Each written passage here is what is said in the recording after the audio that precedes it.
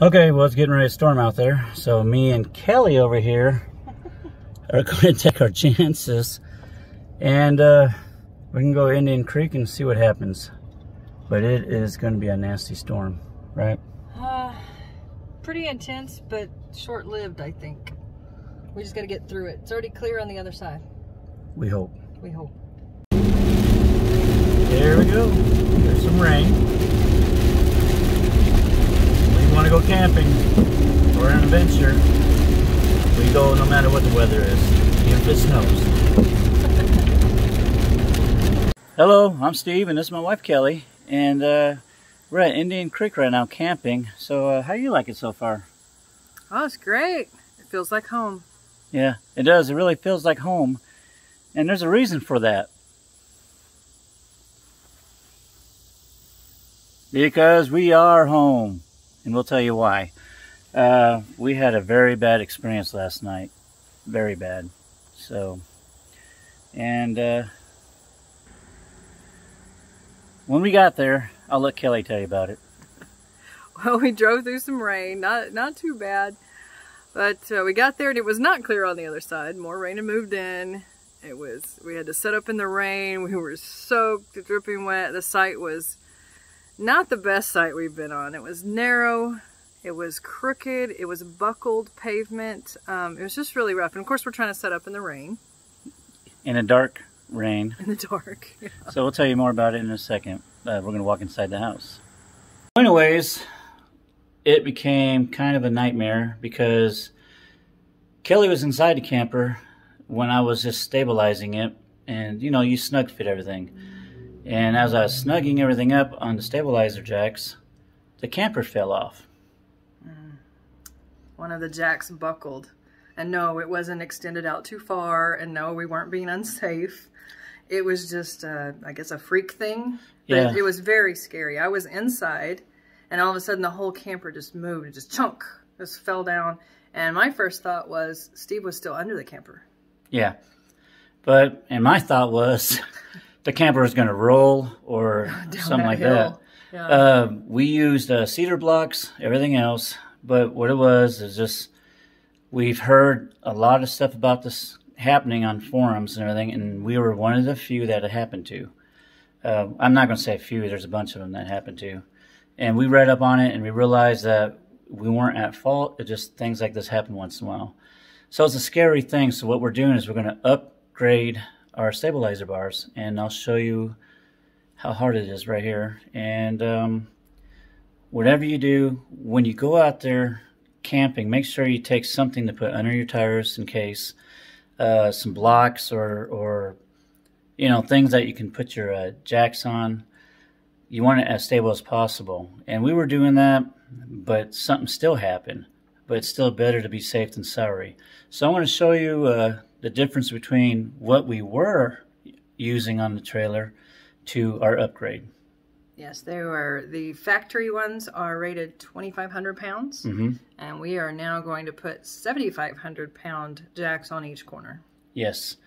And also, just because we're doing that, and if you do that, if you get a flat tire and all that, don't use that to change your tire. Use a jack, you know. A real jack. A real jack. Not a stabilizer jack. Right. A lot of people make that mistake, and you can't do that. No.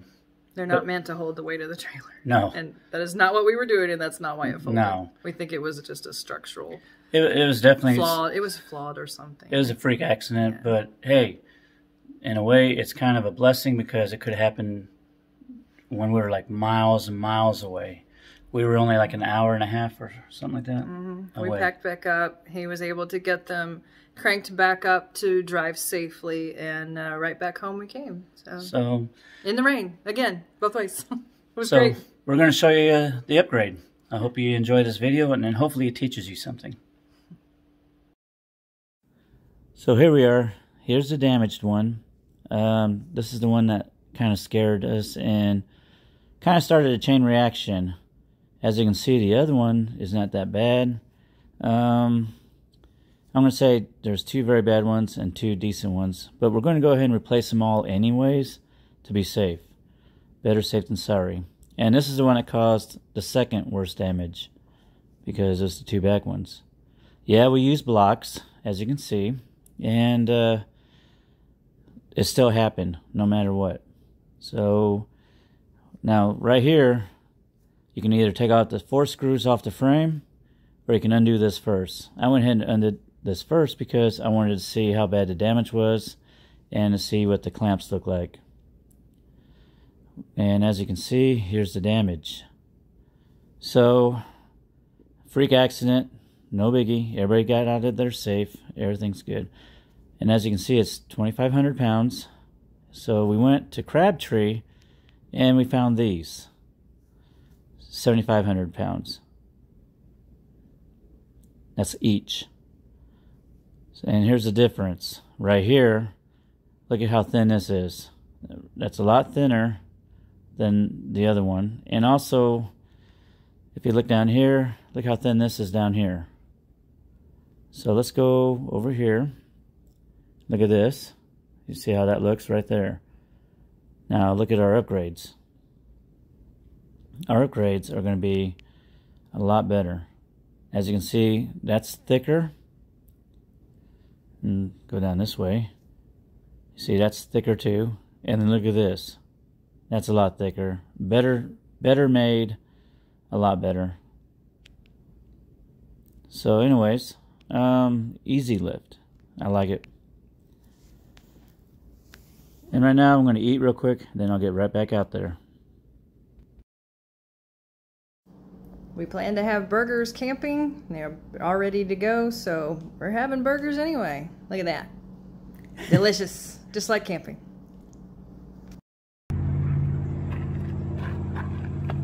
Okay. Another thing, these brackets are cheaply tagged welded on there. I'll show you how fast they come off.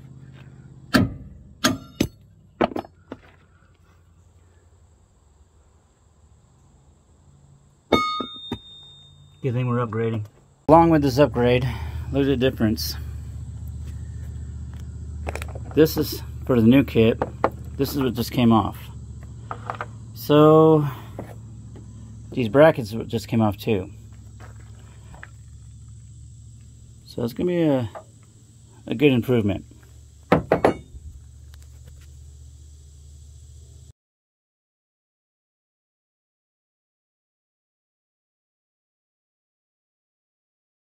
A little bit more heavy duty, liking it.